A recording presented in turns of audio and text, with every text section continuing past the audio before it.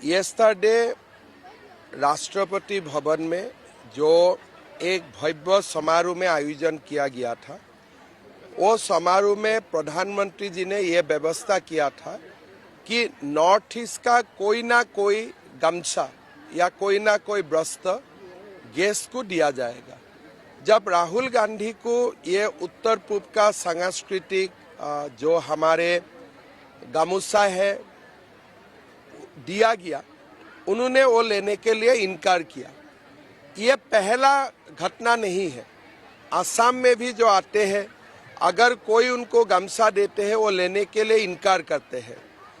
ये पूरा जो गांधी फैमिली है वो कभी नॉर्थ ईस्ट को, उत्तर पूर्व को कभी भी सम्मान नहीं दी, हमारे काम भी नहीं किया और उल्टा हमें इंसल्ट किया।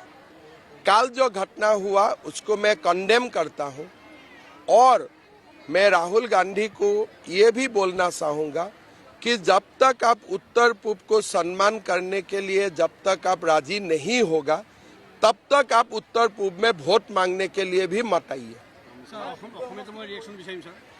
काली उत्तर पूर्वर विभिन्न सम्प्रदायर जी गामोचा बागरुम्बा बा आमार आरनाई এই ধৰণৰ उत्तर पूर्वर आमार अंगबस्त्र বা आमार सम्मानर प्रतीकসমূह प्रधानमंत्री डांगरियाय राष्ट्रपति भवনৰ अतिथिসকলক दियार व्यवस्था কৰিছিল।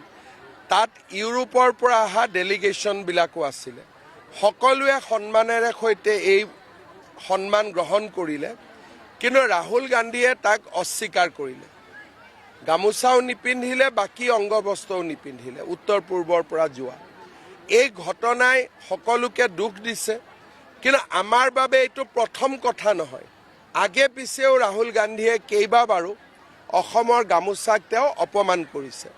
প্ৰধানমন্ত্ৰী ডাঙৰীয়াই বিদেশতো গামোচাখন লৈ ফুৰে, যদিও তেওঁ গুজৰাটৰ মানুহ, কিন্তু ৰাহুল গান্ধীয়ে অসমত আহিলেও গামোচাখন ল'বলৈ ইচ্ছা নকৰে।